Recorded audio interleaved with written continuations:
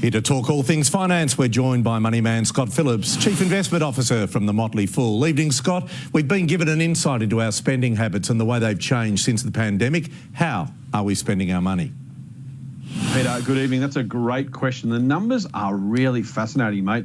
Possibly the biggest one. Food and beverage spending has increased 20% as a share of household income since before the pandemic. So maybe that's eating more at home. Maybe our spending hasn't changed all that much, but we are spending more at eating food at home. I guess, again, probably the impact of inflation making people do more home cooking. The other thing we see is a massive reduction, about a 29% fall in spending on tobacco. Hopefully that means fewer people smoking. Hopefully that's also better for the nation's health. Okay, GDP figures out this week. What can we expect?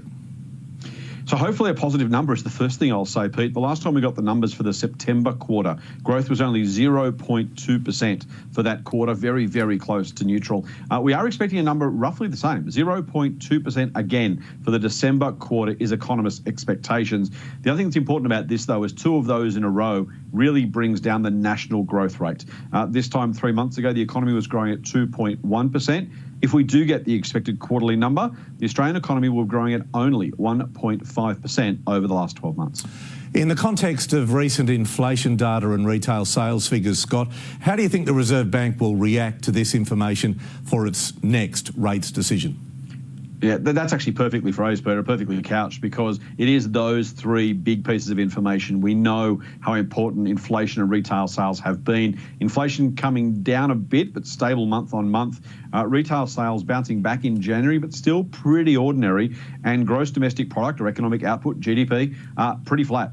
Realistically, unless the RBA sees some devil in the detail, there seems no reason for an increase. I'd also think it's probably too soon for a decrease, given inflation's roughly stalling at that 3.4% monthly number. Okay, to wrap us up, what can we expect when our market opens tomorrow? Hopefully some good news. Friday night on Wall Street was a good one. The market was up 0.8% there. We'll get most of that gain here in Australia if the futures are correct. We're looking for a jump of about 0.6%. Terrific, Scott. Scott Phillips from the Motley. As always, thanks for joining us on the Late News. My pleasure. Thank you, Peter. And when we come back, I'll have the weather outlook for you.